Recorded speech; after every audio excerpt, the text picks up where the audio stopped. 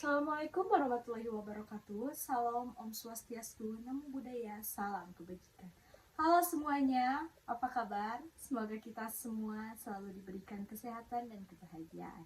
Izinkan saya memperkenalkan diri. Nama saya Nadia Dewi Ayuni dari kelas A1 PGSD angkatan 2021 dengan nomor induk mahasiswa 210600241.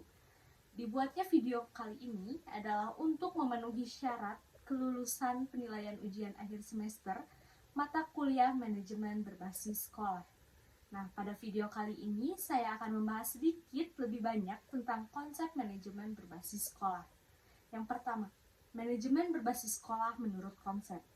Nah, manajemen berbasis sekolah bermakna desentralisasi yang sistematis pada otoritas dan tanggung jawab tingkat sekolah untuk membuat keputusan atas masalah signifikan terkait penyelenggaraan sekolah dalam kerangka kerja yang ditetapkan oleh pusat terkait tujuan, kebijakan, kurikulum, standar, dan akuntabilitas. Nah, lalu selanjutnya yang kedua, apa sih manajemen berbasis sekolah itu? Manajemen berbasis sekolah atau sering disingkat dengan MBS merupakan bentuk otonomi manajemen pendidikan pada satuan pendidikan, yang dalam hal ini kepala sekolah dan guru dibantu oleh komite sekolah dalam mengelola kegiatan pendidikan. Menurut Undang-Undang Nomor 20 Tahun 2003, Pasal 51 Ayat 1 tentang Sistem Pendidikan Nasional. Nah, program ini ditetapkan untuk meningkatkan kualitas pendidikan secara umum.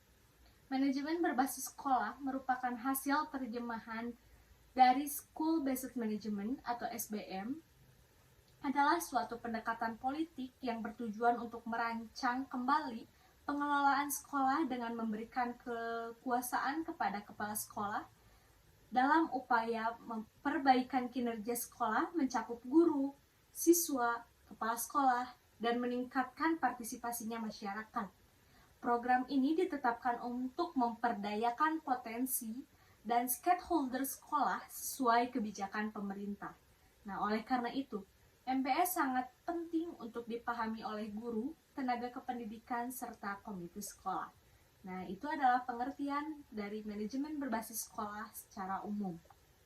Nah, yang ketiga, itu ada 5 prinsip yang menaungi manajemen berbasis sekolah atau MBS ini. Antara lain yang pertama adalah kemandirian. Sekolah yang mandiri dapat diartikan sebagai sekolah yang mampu menyelesaikan segala permasalahan tanpa mengandalkan campur tangan dari pemerintah pusat. Yang kedua adalah kemitraan. Prinsip kemitraan adalah suatu bentuk kerja sama antara sekolah dengan para pemangku kepentingan. Esensi kemitraan pada dasarnya adalah untuk meningkatkan keterlibatan, kepedulian, kepemilikan dari masyarakat, baik berupa dukungan moral, pemikiran, tenaga, material, maupun finansial. Yang ketiga itu ada partisipasi. Partisipasi dapat dimaknai sebagai keterlibatan para pemangku kepentingan, pembuatan kebijakan, perencanaan, pelaksanaan, dan pengawasan pendidikan di sekolah. Yang keempat adalah keterbukaan. Sebagai lembaga pendidikan yang formal, memberikan pelayanan pendidikan kepada masyarakat, maka prinsip keterbukaan sangatlah penting diimplementasikan. Keterbukaan juga dapat membangun kepercayaan publik terhadap program-program yang akan dijalankan oleh sekolah. Yang terakhir, yang kelima, ada akuntabilitas. Akuntabilitas merupakan prinsip yang sangat penting dijalankan oleh sekolah. Yang akuntabilitas sendiri itu dapat diartikan sebagai keadaan di mana suatu hal dapat dipertanggungjawabkan. Nah, yang selanjutnya adalah komponen-komponen yang meliputi manajemen berbasis sekolah. Di antaranya, menurut Mutiningsih dan Subarkah 2013, ada 7 komponen utama yang meliputi manajemen berbasis sekolah ini. Yang pertama ada kurikulum dan pembelajaran, yang kedua ada peserta didik, yang ketiga ada pendidik dan tenaga kependidikan, yang keempat ada pembiayaan, yang kelima ada sarana dan prasarana, yang keenam ada hubungan sekolah dan masyarakat, yang ketujuh ada budaya dan lingkungan sekolah.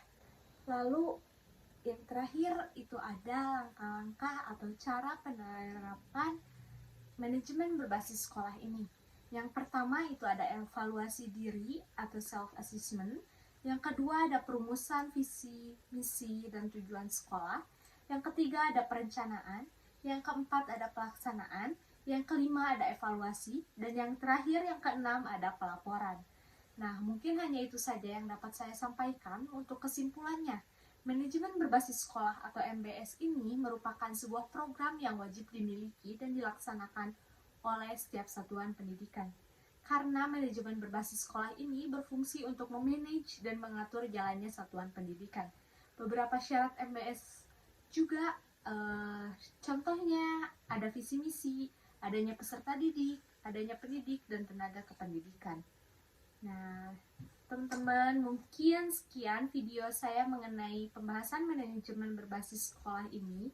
Mohon maaf jika banyak salah kata, karena kesempurnaan itu hanya milik Sang Ilahi.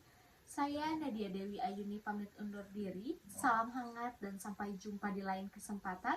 Terima kasih. Assalamualaikum warahmatullahi wabarakatuh. Dadah.